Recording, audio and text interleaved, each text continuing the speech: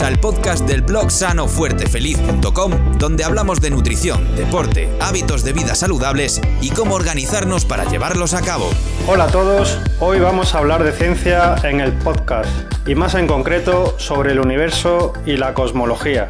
Para ello hemos traído a Héctor Socas. Héctor es físico, trabaja en el Instituto de Astrofísica de Canarias y es el director del podcast Coffee Break, Señal y Ruido. En este episodio vamos a hablar sobre el origen de todo lo que conocemos, qué significa eso de que somos polvo de estrellas, sobre si algún día podremos saber qué hubo antes del Big Bang, si las máquinas podrán pensar y sentir igual que los seres humanos, cómo será el fin del universo, si conseguiremos los humanos ser una especie intergaláctica, si alcanzaremos los ordenadores cuánticos, si podremos viajar más rápido que la luz, si lograremos vivir eternamente y al final del episodio, como siempre, intentaremos reírnos con el juego de susto o muerte. Hola Héctor. Hola, ¿qué tal? Un saludo a todos. Me gustaría hacer una breve introducción porque la gente va a decir, ostras Luis, ¿por qué coño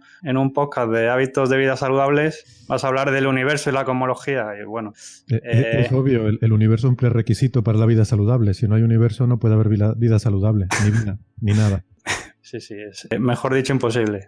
A ver, los conocimientos que vamos a aportar aquí yo creo que va a ampliar la mirada de mucha gente y eso ya es bastante también. Pues nada, pasamos a la entrevista, Héctor. Queríamos hacer un breve resumen de la historia del universo, que en una hora va a ser harto difícil, pero vamos a intentarlo. Entonces, el principio, pues claro, ¿cuál va a ser el principio? El origen del universo. La pregunta es, ¿sabemos cuándo y cómo fue el principio del universo? Bueno, sabemos cuándo bastante bien, con bastante precisión. Además, últimamente hemos afinado un poquito más incluso esa medida y lo sabemos bastante bien. El cómo, bueno, depende de lo que uno se refiera con cómo, ¿no? Sabemos cómo comenzó el universo tal como lo entendemos hoy en día, no sabemos exactamente por qué se llegó a ese estado inicial del universo, ¿no? Que ahí es donde está ahora mismo el meollo en las investigaciones en cosmología. Entonces, el cuándo fue hace 13.800 millones de años, básicamente. Y por poner en contexto, me gusta siempre poner en contexto los números cuando hablamos, porque en astrofísica muchas veces damos números que son, como se dice, cifras astronómicas, se suele decir habitualmente. Sin un contexto, pues eso puede que no tenga mucho sentido, ¿no? Entonces, por ejemplo, la Tierra, para hacernos una idea, tiene unos poco más de 4.000 millones de años. O sea, estaríamos diciendo que el universo pues tiene algo así como más o menos el triple de edad de la Tierra. De esta etapa era tan denso que ni siquiera la luz era capaz de moverse. Sí, en realidad, bueno, no es por densidad, sino, bueno, si quieres, doy un paso más atrás, ¿no? Podemos llegar bastante bien hasta la primera fracción de segundo de la vida del universo. Cuando digo la fracción de segundo es 0,00030 ceros y un 1 segundos. Hasta esa, digamos, fracción de la vida del universo podemos llegar bastante bien con la física que conocemos y creemos que más o menos entendemos bien las cosas. Esa primera fracción de segundo es la que no entendemos bien y es lo que llamamos así coloquialmente el Big Bang, ¿no? La gran explosión. Y hoy en día pues hay unas teorías, sobre todo la inflación, es la familia de teorías más, digamos, más en boga para explicar esa primera fracción de vida del universo. Pero eso es lo que está ahora mismo, esa es la parte que está ahora mismo más, digamos, que es más especulativa. Entonces, si quieres eso, lo dejamos un poco aparcado de lado y decimos, bueno, a partir de ahí, el universo empieza en un estado tremendamente denso, tremendamente caliente. Todo el universo observable, 40.000 millones de años luz de universo, estaban comprimidos en un espacio del tamaño de un melón, que siempre digo que me hace mucha gracia, que se suele usar el melón como medida para decir, bueno, todo el universo era del tamaño de un melón, pues eso es lo que era. Eso es lo que había en esa primera fracción de segundo, ¿vale? ¿Cómo se llega a ese melón? Es lo que digo que no tenemos claro, que es la parte que se está investigando más hoy en día. Pero si quieres tomamos ese como punto de partida porque es lo que más o menos conocemos bien y entonces a partir de ahí pues te puedes imaginar que toda la materia del universo y toda la energía del universo concentrada en ese melón pues era una cosa tremendamente densa y tremendamente energética, caliente, es como solemos decirlo. Entonces en ese momento no hay partículas, no hay átomos, no hay nada porque hay demasiada densidad de energía para ninguna de estas cosas que se formen, ¿no? Pero como está en un estado tan denso se expande y esa expansión dura hasta nuestros días, es la expansión cósmica que todavía todavía tiene lugar a día de hoy. Y entonces, según el universo se va expandiendo, pues poco a poco va disminuyendo su densidad y se va enfriando. Y según se va enfriando, vamos pasando por las diferentes etapas. Entonces, en una primera etapa se forman los protones y los electrones. Se forma también antimateria. En principio se debería formar igual cantidad de materia que de antimateria, que se aniquilan. Bueno, eso no importa mucho, da un poco igual. Pero la cuestión es que al principio lo que tenemos son protones y electrones sueltos. Todavía no hay átomos porque la energía es demasiado alta y los átomos no se pueden formar porque hay demasiada energía y se vuelven a romper. Pero según se va enfriando, poco a poco, el universo, cuando pasan 380.000 años, sigue siendo muy caliente, evidentemente, pero ya se enfría lo suficiente para que se puedan formar átomos, ¿vale? Y entonces esta es una primera marca importante. A los 380.000 años se forman los átomos porque se unen los protones con los electrones, sobre todo forman átomos de hidrógeno. Y entonces en ese momento todavía no hay estrellas, todavía no hay galaxias, y lo que pasa es que toda la luz que había en el universo, hasta ese momento la luz estaba como atrapada porque la luz rebota en los electrones, los fotones, que son las partículas de luz, van rebotando los electrones y están ahí como atrapados, pero en el momento en que se forman los átomos ya no quedan electrones libres, todos los electrones se han combinado con protones para formar átomos y entonces la luz de repente es libre y se produce un instante en el cual, que este instante es muy importante en cosmología, de repente la luz es capaz de moverse y viajar largas distancias y es capaz en particular de llegar, por ejemplo, hasta nuestros días. Podemos ver la luz que proviene de ese primer o de ese instante en el que se liberó. Ya más atrás no podemos ver porque la luz estaba atrapada por esos choques con los electrones. Entonces, bueno, igual me estoy liando un poco, pero no importa mucho. La cuestión es que en ese momento, a los 380.000 años, lo que hay es una especie de sopa de átomos sueltos. Y todavía no hay estrellas, con lo cual no hay todavía, digamos, la luz que hay es una especie de rescoldo por la temperatura que tiene. Un objeto caliente emite luz, pues el propio universo también, por estar caliente, tenía una temperatura media de unos 3.000 grados, entonces estaba bañado en una especie de luz rojiza que era uniforme y homogénea por todas partes, pero no se podía ver nada porque no había nada que ver, era solamente, ya digo, una especie de iluminación que venía de todas partes del espacio, y no es hasta ya pasados algunos millones de años que empiezan a formarse las primeras estrellas. Entonces, desde ese momento hasta que se forman las primeras estrellas y aquí por fin ya respondo a tu pregunta, eso se le llama una edad oscura porque ahí ya la luz, digamos que se libera, pero todavía no empiezan a formarse estrellas, entonces no hay fuentes de luz. ¿Y cuánto tiempo pasa? Has nombrado como dos hitos, ¿no? El principio que se empiezan a formar los átomos y las estrellas. ¿Cuánto tiempo pasa desde lo que llamamos Big Bang hasta esos dos momentos? Pues la formación de los átomos ocurre a los 380.000 años, eso lo tenemos bastante bien establecido. Y luego esa edad oscura, hasta que se empiezan a formar las primeras estrellas, pues no está tan claro, ¿no? Pero en torno a, digamos, por poner números redondos, en torno a 100 millones de años. Depende porque en algunos sitios se formarían un poco antes, en otros sitios un poco después, pero vamos, porque lo que va pasando en ese momento es que por la gravedad la materia va condensando, la materia atrae otra materia cercana y se van formando grumos cada vez más condensados de materia, y en esos grumos es donde se terminan formando las estrellas y las galaxias. Y bueno, ha habido un momento que has dicho que al principio solo había básicamente hidrógeno, entonces todo lo demás que compone el universo, ¿cómo se crea? Todo lo demás se crea en las estrellas. Básicamente las estrellas brillan porque en su centro se producen unas reacciones nucleares que lo que hacen es que convierten el hidrógeno en otros elementos más pesados. Entonces, durante su vida normal, una estrella como el Sol, que es una estrella que está, digamos, en su vida madura, funcionan con una reacción nuclear que va convirtiendo hidrógeno en helio. Y bueno, pues entonces las estrellas durante su vida normal son unas fábricas de helio. Entonces, así es como se forma parte del helio del universo. Pero al final de su vida, cuando una estrella está ya moribunda porque se le ha acabado el hidrógeno, ya no tiene combustible para seguir manteniendo esas reacciones, entonces pasa una cosa curiosa, que es que empieza a producir reacciones un poco más exóticas en las que coge, por ejemplo, helio y lo va convirtiendo en otros elementos más pesados, y luego cuando se le acaba la posibilidad de hacer eso, pues va cogiendo esos otros elementos, por ejemplo, carbono, oxígeno, nitrógeno, los va convirtiendo en otros elementos todavía más pesados. Y en este proceso las estrellas al final de su vida van generando todos los elementos químicos de la tabla periódica. Y esto es muy interesante porque, o sea, básicamente hay dos tipos de elementos. Está el hidrógeno, que viene casi todo del Big Bang. O sea, si uno coge un vaso de agua, en ese vaso de agua las moléculas de agua están formadas por hidrógeno y oxígeno. Bueno, pues el hidrógeno viene todo del Big Bang y el oxígeno viene de generaciones de estrellas que vivieron mucho antes que nosotros, hace miles de millones de años, que formaron ese oxígeno y que al morir y explotaron o formaron formaron, expulsaron. Las estrellas suelen expulsar el material cuando mueren, se suelen quitar de encima toda su envoltura, todas las capas externas, y ese material que expulsan al espacio acaba enriqueciendo el medio del cual se forman luego generaciones siguientes de estrellas. Entonces, donde nos formamos nosotros, la Tierra y el sistema solar, pues es de una nube que ya había sido enriquecida con material que otras estrellas de generaciones anteriores habían depositado allí, y de ese material está formado todo lo que vemos. O sea que esto, cuando dicen somos polvo de estrellas, que parece algo muy poético, es algo literal, ¿no? Realmente venimos del centro de estrellas. Literalmente somos descendientes de estrellas.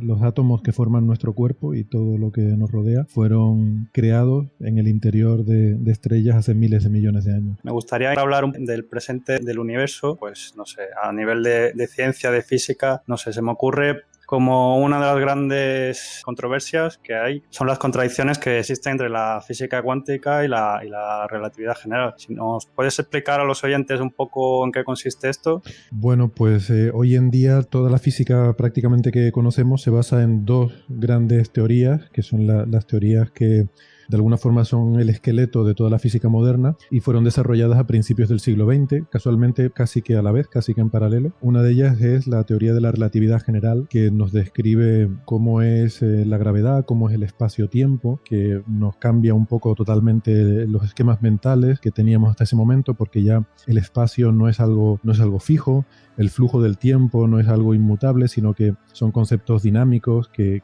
el espacio se puede deformar, el tiempo puede transcurrir más lentamente para unos observadores que para otros, y esta teoría nos da una forma muy precisa de calcular cómo son estas variaciones del espacio y del tiempo, y esto que puede parecer así como una especie de entelequia mental, resulta que llevamos 100 años confirmándolo experimentalmente con muchísimas pruebas que todas y cada una de ellas se han verificado con una precisión extraordinaria. Incluso pues hasta hace poco, hasta hace 2 años, 3 en realidad, que verificamos la última de sus predicciones con las ondas gravitacionales, que ya habían sido predichas hace casi 100 años por la relatividad general y que ahora por primera vez podemos empezar a observarlas y aprender cosas con ellas. Entonces esto es la relatividad general, que como digo nos habla de la gravedad, del espacio, del tiempo, de la geometría.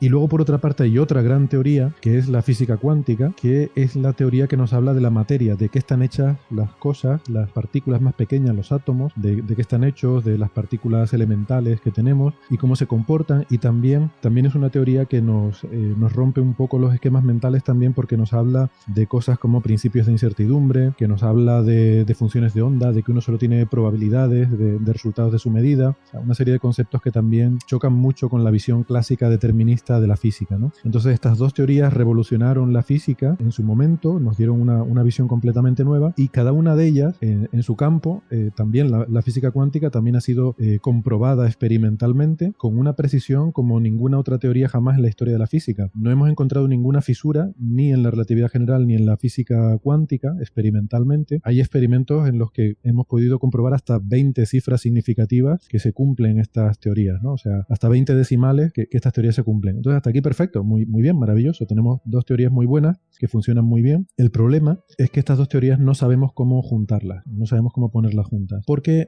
como digo, la física cuántica es una teoría que nos habla de la materia, pero ahí asumimos que el espacio y el tiempo son conceptos clásicos a priori, son conceptos, el espacio es plano y el tiempo es lineal, mientras que en relatividad general, pues no, sabemos que esos conceptos pueden variar. Y no sabemos cómo incorporar esas dos teorías en una forma que sea consistente y que nos lo pueda explicar todo. Entonces el resultado es que tenemos una especie de división, que para algunas cosas tenemos que usar la física cuántica y para otras tenemos que usar la relatividad general. Por suerte, el universo parece que nos da una forma natural de dividirlas, porque realmente para las cosas más pequeñitas, microscópicas, nos basta con utilizar solo la física cuántica y nos olvidamos de la relatividad. Suponemos que el espacio digamos que todo se comporta de forma normal, que el espacio es plano, solemos decir, y que no hace cosas raras. Y por otra parte, cuando queremos estudiar el universo y las cosas muy grandes, queremos estudiar las galaxias y la cosmología, pues no nos hace falta tener en cuenta la física cuántica, porque nos da un poco igual las partículas subatómicas cómo se comporten, ¿no? En general, hacemos esta división y entonces para una cosa usamos una y para otra cosa usamos otra. Lo que pasa es que esta situación es un poco insatisfactoria, porque la realidad tiene que ser una.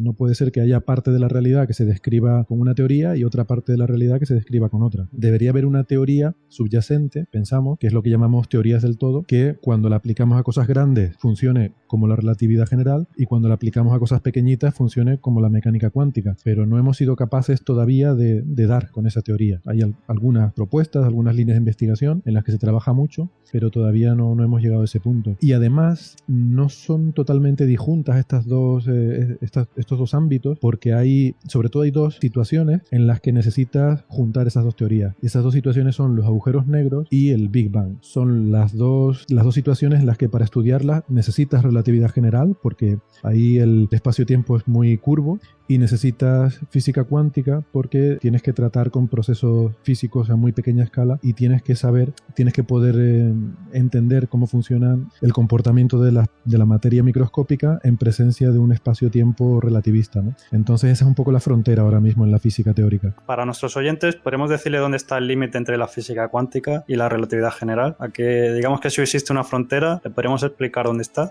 Pues la frontera, la física cuántica sabemos que es importante a nivel de, digamos, de moléculas para abajo, ¿no?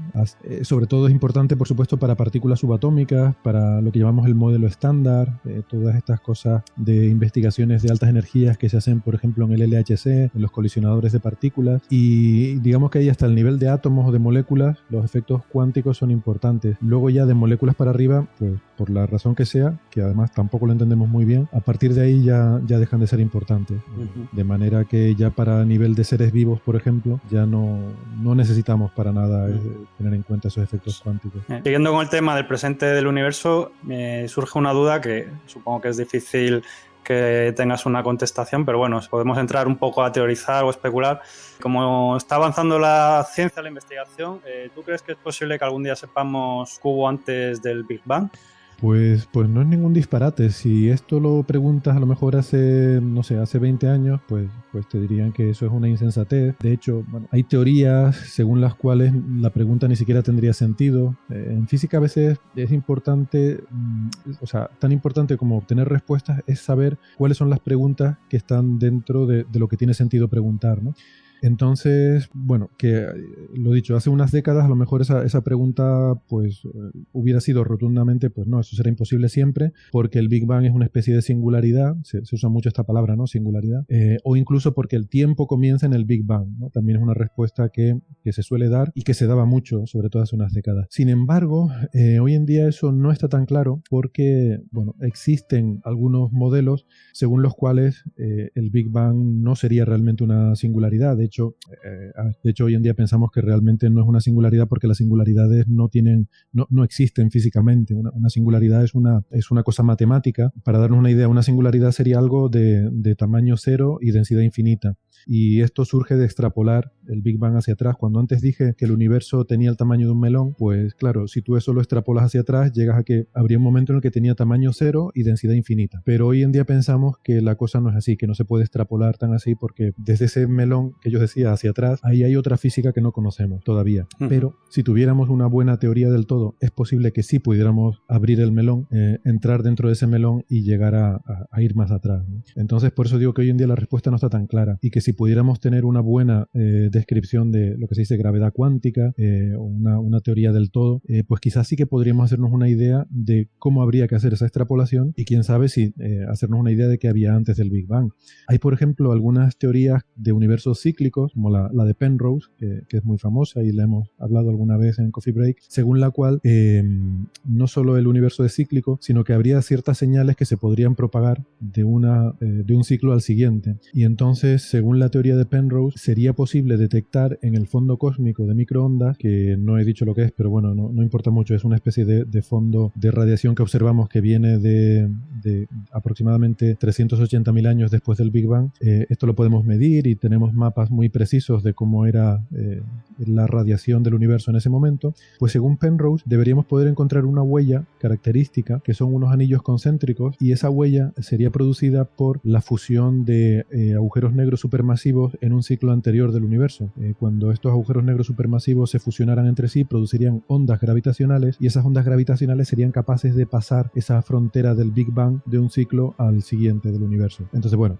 esta teoría no es a ver, no es una teoría, digamos, generalmente aceptada por la mayoría de los cosmólogos, no es digamos, una teoría que esté aceptada por la comunidad, pero la pongo como ejemplo de que en algunos escenarios, en algunos modelos, sí que podríamos saber cosas sobre posibles fases anteriores al Big Bang del universo. Si diera la casualidad, no sabemos si es así, probablemente no, pero si diera la casualidad de que Penrose tiene razón, pues a lo mejor algún día podríamos encontrar esas huellas que nos hablarían de cosas que pasaron antes del Big Bang. Entonces la respuesta a tu pregunta sería que sí, pero bueno, no lo sabemos. La radiación de fondo cósmico lo podemos ver incluso nosotros, ¿no? En nuestras antiguas televisores, aquello que era como una especie de nieve cuando no se sintonizaba ningún canal, eso creo que es el fondo de radiación cósmica. Sí, una contribución de eso, sí. Resulta que esto, bueno, es una cosa que fue muy sorprendente en su momento cuando se descubrió por Penzias y Wilson a mediados del siglo XX.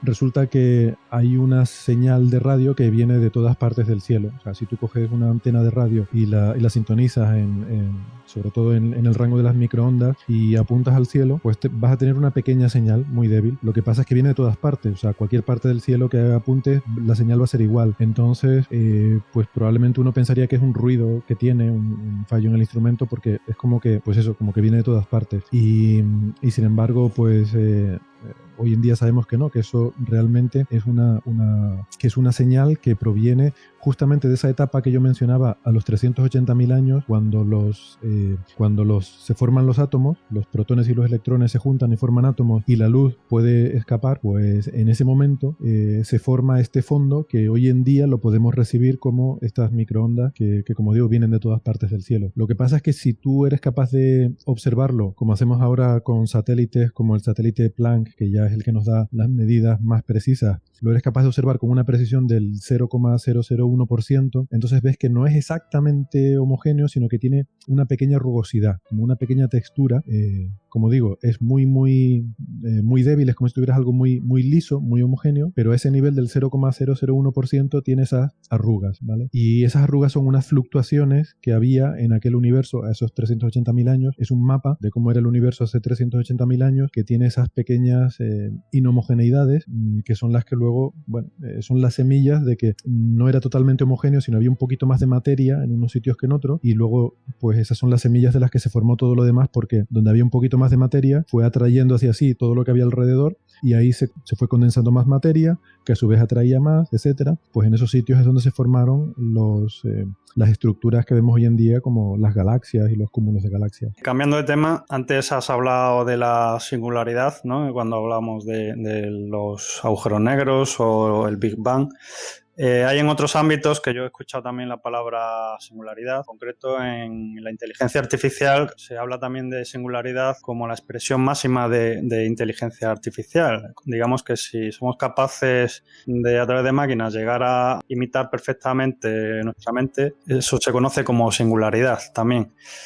Entonces, en este tema me gustaría saber, de nuevo un poco teorizando y especulando, si, en tu opinión, somos simplemente neuronas conectadas que seremos capaces de imitar con miles de ordenadores conectados y con algoritmos, o hay algo más y será difícil que lleguemos a esa singularidad. Bueno, sí, la singularidad, claro, es que, como decía, la singularidad es un concepto matemático, ¿no? Y aquí también se aplica. Es una situación en la cual te encuentras en una situación en la que hay una función que diverge, ¿no? Antes decía que cuando tú extrapolas hacia el Big Bang, pues llegarías a un punto de densidad infinita. En este caso pasa algo parecido. La singularidad en inteligencia artificial es una situación hipotética que algunos autores, sobre todo en el ámbito, primero en el ámbito de la ciencia ficción, luego en el ámbito también de la gente que trabaja en inteligencia artificial, se ha discutido, y la idea sería la siguiente: si nosotros en algún momento somos capaces de diseñar una máquina que a su vez sea capaz de construir otra máquina más inteligente que ella, entonces nos vamos a encontrar en una situación en la que se da un círculo vicioso en el que una máquina construye otra que es más inteligente que ella, a su vez esta construye otra más inteligente, a su vez esta otra más inteligente, y así esto nos lleva a una progresión geométrica que tiende a infinito, ¿no? O sea, que en un instante, o sea, en un espacio de tiempo breve, nos lleva a una situación en la que la inteligencia de la máquina crece exponencialmente hasta superar cualquier cota imaginable. Esto es una extrapolación matemática de una situación hipotética que no sabemos si se puede dar o no se puede dar. Sobre si la inteligencia y la conciencia es el resultado de un sistema muy grande de conexiones neuronales, pues no lo sabemos. No te puedo responder de una forma definitiva a esa pregunta, pero entiendo que me has preguntado por mi opinión personal. Yo te diría que mi opinión personal es que sí, porque la alternativa... O sea, hay dos posibilidades.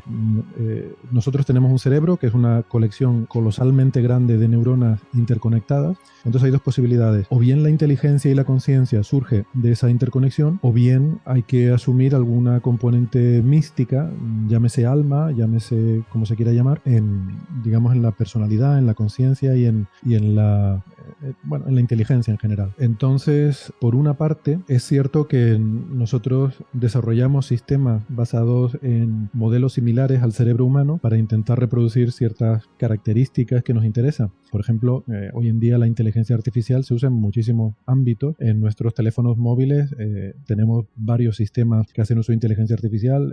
Cuando buscamos cosas en Google, cuando hacemos reconocimiento de voz, cuando le hablamos al móvil y nos aparece la transcripción de lo que hablamos, cuando hacemos el reconocimiento de la huella dactilar, el reconocimiento de cara, todo eso lleva inteligencia artificial detrás. Lo que pasa es que esta inteligencia artificial que somos capaces de hacer no se puede comparar a la complejidad del cerebro humano. Está lejísimo. Es que ni siquiera llegamos a aproximarnos a un mosquito o a un gusano. La cantidad de interconexiones que hay en los sistemas biológicos, en cualquier cerebro, incluso de un animal relativamente primitivo, es tremendamente mayor que lo que podamos simular ni siquiera con los mayores superordenadores, ¿no? Entonces yo creo que estamos muy lejos de nada en ese sentido. La pregunta que surge es, viendo el avance tecnológico, ¿sería posible que algún día en el futuro tuviéramos un ordenador que sea capaz de replicar, digamos, la escala de complejidad del cerebro humano? Y de ser así, podríamos crear una persona artificial, una conciencia artificial. Bueno, yo aquí tengo ciertas reservas, porque vamos a suponer que esta hipótesis de base se cumple. Vamos a suponer que en un futuro, dentro de los años que sea, podemos hacer un ordenador tan grande que tenga tantas neuronas como nuestro cerebro y tantas conexiones como nuestro cerebro. Aún así, nuestro cerebro no es simplemente un montón de neuronas conectadas de cualquier manera, y llevamos de hecho 1.000 millones de años de evolución biológica de vida terrestre que poco a poco ha ido formando esas conexiones. No están de cualquier manera. Es cierto que nosotros a lo largo de nuestra vida de alguna forma modelamos esas conexiones a medida que vamos aprendiendo cosas. El aprendizaje es la capacidad de reconfigurar estas conexiones para poder hacer otras cosas, ¿no? Pero yo sospecho que poder producir una conciencia como la de un ser humano necesitaría primero tener la capacidad de tener el hardware, o sea, toda esa cantidad colosalmente inimaginable de conexiones, pero luego también tendríamos que partir de una situación como el cerebro humano. O sea, cuando un bebé nace, no nace con una tabla rasa, o sea, nace ya con esos 1.000 millones de años de evolución que le han puesto un programa inicial en ese cerebro, ¿vale? Uh-huh. Hay una ROM ya ahí puesta, ¿no? Y bueno, todo eso es tiempo que la naturaleza nos lleva de ventaja, y no creo que vayamos a recuperar esa ventaja en un siglo ni en 1.000 años. Pero bueno, esto es una opinión personal, ¿eh? Me gustaría pasar a hablar de los posibles finales o muertes del universo, que tengo entendido como que hay tres opciones. Las tres son nombres en inglés: Big Crunch, Big Freeze y Big Rip. Sí. Si quieres las podemos intentar traducir.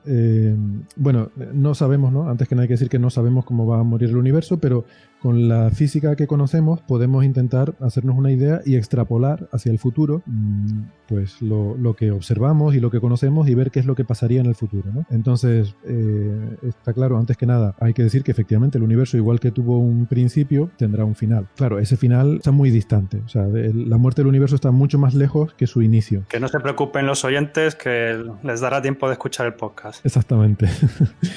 Entonces, para eso queda todavía mucho. Estamos hablando de muchísimos miles de millones de años, pero muchísimo. Entonces, esos tres finales que tú has comentado, si quieres los podemos mencionar y luego decimos cuánto de probable es cada uno. El primero, el Big Crunch, es como algo así como el gran colapso, podríamos traducirlo, ¿no? significaría que de alguna forma la gravedad, que es una fuerza universal y que hace que la materia se atraiga, la misma gravedad que hizo formarse las galaxias y las estrellas, al final logrará que se frene la expansión, porque el universo ahora mismo está en expansión, pero como las galaxias se atraen unas a otras, pues esa atracción haga que la expansión actual se frene y empiecen todas las galaxias y todo lo que hay en el universo, digamos, a caer, a colapsar todo sobre sí mismo, hasta que al final ocurra un proceso inverso a la expansión que hay actualmente, y ese proceso inverso de colapso acabe cayendo todo a un punto que, digamos, sería muy parecido a la singularidad original, o al melón, por evitarlo de la singularidad, al melón este original del que hablábamos antes, y colapsaría todo a ese estado final. Hay quien hila esto con un universo cíclico en el cual habría un ciclo Big Bang, Big Crunch, o sea, se produciría una implosión hacia ese estado original, del cual rebotaría, daría lugar a otro Big Bang con el que comenzaría un nuevo universo. Esa sería una de las posibilidades. Big Freeze, que es la posibilidad que parece ahora más realista, es simplemente que el universo continúa su expansión. Hay una cosa curiosa sobre esto, que es que la expansión del universo está acelerando. Desde hace unos 5.000 millones de años el universo ha comenzado a acelerar la expansión debido a una cosa que no sabemos bien lo que es, pero lo llamamos energía oscura. Y entonces las galaxias no solo se están separando, sino que además están acelerando ese alejamiento unas de otras. Entonces, a medida que esto ocurre, las estrellas actuales irán muriendo, se formarán nuevas estrellas, esas a su vez van a morir, pero cada vez habrá en el universo menos gas de hidrógeno del que formar nuevas estrellas, y habrá cada vez más elementos más pesados con los cuales ya no puedes generar energía como lo hacen las estrellas. Entonces, finalmente desaparecerán las estrellas, las últimas estrellas morirán, ya no se formarán estrellas nuevas, la materia fría pues irá poco a poco enfriándose y formando agujeros negros y cayendo en forma de agujeros, o cayendo en agujeros negros, y muy lentamente, pero estamos hablando pues posiblemente en escalas de billones de años, billones con B, pues el universo tenderá hacia un estado cada vez más homogéneo, cada vez más frío, donde no hay fuentes de luz y calor, sino que todo tiende a un estado más homogéneo, frío, y bueno, sería al final más aburrido, la verdad. Es bastante anodino, bastante gris y oscuro. Aparte de que habrá que abrigarse bien, ¿no? Exactamente. Ponte una rebequita y tápate la boca al salir, dicen las abuelas. Y luego está el Big Rip, que es la posibilidad más exótica y es mi favorita, que consiste en... RIP es como un desgarro, ¿no? Mencioné hace un momento que hay una energía oscura y que está acelerando el universo. A mi coche le vendría bien un poco de energía de esa. A ver si acelera más rápido. ¿No acelera mucho tu coche? No acelera mucho. Lo que pasa es que la energía oscura no se puede poner en un coche, sino que es una cosa que está en todo el espacio, ¿no? Entonces la energía oscura hace que todo el espacio se expanda a la vez. Ya. Entonces te expandiría tu coche, pero también la carretera, y entonces no va. No interesa. Para llegar a ningún lado. Te quedas en la misma. No compensa. Claro. ¿Qué pasa con la energía oscura? Que no sabemos muy bien cómo se comporta. Hoy en día pensamos que es la constante cosmológica que puso Einstein en las ecuaciones de la relatividad general, porque las observaciones que tenemos parecen sugerir que es una constante que está en todas partes del universo, en todos los puntos y en todos los instantes de tiempo con el mismo valor. Pero tampoco las observaciones son demasiado precisas, entonces hay un cierto margen de error. Si tuviera un poquito de variación, esta energía oscura, por ejemplo, digamos que al principio fuera más débil y ahora es un poco más fuerte, y esto lo extrapolas hacia el futuro, con un poquito de variación que tuviera, ocurriría una cosa muy curiosa, que es que esa expansión acelerada se iría acelerando cada vez más, de forma que no solo se irían alejando las galaxias unas de otras, sino que llegaría un momento en que dentro de una galaxia las estrellas también se empezarían a separar, y luego llegaría un momento en que dentro de un sistema como el sistema solar, los planetas se separarían de la estrella, se alejarían, porque todo se iría separando y todo se iría alejando, y llegaría un momento en que esa fuerza de expansión sería tan fuerte que un planeta se rompería en pedazos que se irían alejando también unos de otros, y este proceso continúa así, acelerando cada vez más rápido, de forma que luego ya no serían solo, luego se romperían las rocas, cualquier cosa se desmigajaría, se convertiría en granos de polvo, luego las moléculas se separarían en esos granos de polvo, llegaría un momento en que los átomos se romperían, se separarían los protones de los electrones, y hasta las partículas subatómicas al final terminarían también por romperse, y entonces todo el universo terminaría así en este desgarro acelerado que llegaría en un cierto instante de tiempo en el que incluso las partículas subatómicas se romperían, ¿no? Ese sería el final más, más espectacular, yo creo. Digamos que el gran frío sería como el aburrido, ¿no? Y el gran desgarro sería como el va a flipar esto, ¿no? Los fuegos artificiales. Aquí le metemos fuego a todo. Bueno, Héctor, si te parece, vamos terminando ya. Por si no lo sabes, tenemos en el podcast lo que llamamos el juego de susto o muerte.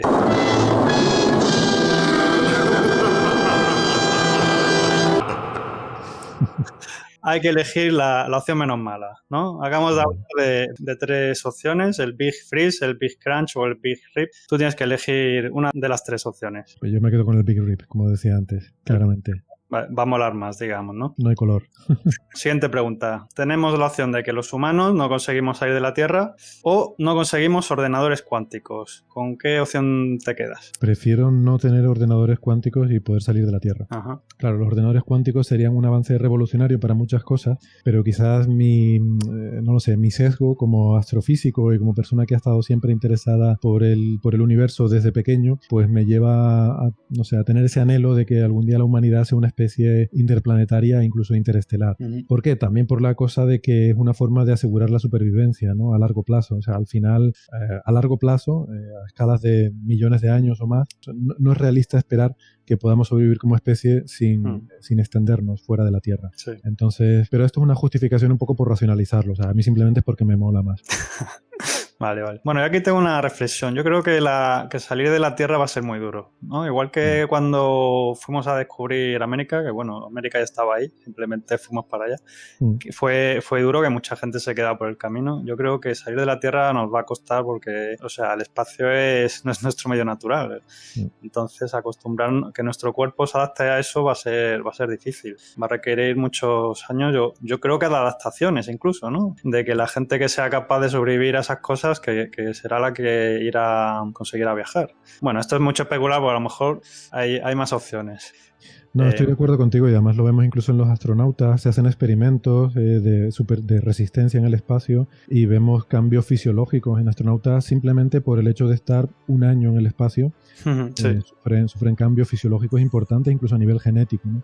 Entonces es esperable efectivamente que llegado ese momento, yo entiendo que intentaríamos recrear las condiciones terrestres lo máximo que podamos, pero sin duda probablemente ahí vayamos las dos cosas en paralelo, ¿no? El adaptarnos un poco al medio, no solo al espacio, sino al planeta en el que vayamos a vivir o a la estación espacial o a la ciudad espacial en la que vayamos a vivir, pues también va a requerir una cierta adaptación fisiológica, sin duda. Sí, que por cierto que los astronautas hacen entrenamiento de pesas, de fuerza, que aquí recomendamos entrenar la fuerza para mantener los músculos y cuidar la masa ósea, y eso lo hacen también los astronautas. Y los Jedi también entrenan la fuerza. Sí, los Jedi también. Ya, tercera y última pregunta. Tienes la opción de que los humanos no alcanzan la eterna juventud o que no conseguimos viajar más rápido de la velocidad de la luz. Es que yo creo que lo de viajar más rápido que la velocidad de la luz es imposible. Lo tengo muy claro, no solo por lo que sabemos de física, sino además porque creo que sería malo. Creo que ese límite está puesto y está bien puesto. Sí. Para que el universo siempre sea grande, ¿no? Porque tú hablabas antes de la exploración humana de la Tierra y es verdad que la Tierra antes era como el universo, era el mundo, ¿no? Llamábamos el mundo, era todo lo que había. Y era grande, era infinita, era desconocida y había muchos misterios. Pensábamos que había dragones más allá del mar, ¿no? Y es un poco frustrante cuando ya llegas a nuestra época y es rutinario, todo es conocido, la tenemos mapeada, tenemos satélites que nos muestran fotografías con resolución ya de centímetros y sabemos todo lo que hay en todas partes. Eso es desagradable para nuestra generación, yo creo. Sin embargo, el espacio, gracias al límite de la velocidad de la luz, siempre va a ser grande. Nunca se nos va a quedar pequeño. Quizás es demasiado grande, es parte del problema. Sí. Pero bueno, eso también hace que no vayamos a tener los problemas que hemos tenido en la historia humana de conflictos de civilizaciones, porque realmente no vale la pena. Es demasiado grande, no vale la pena ir a pelear con nadie por nada. Entonces, ese punto de vista está bien.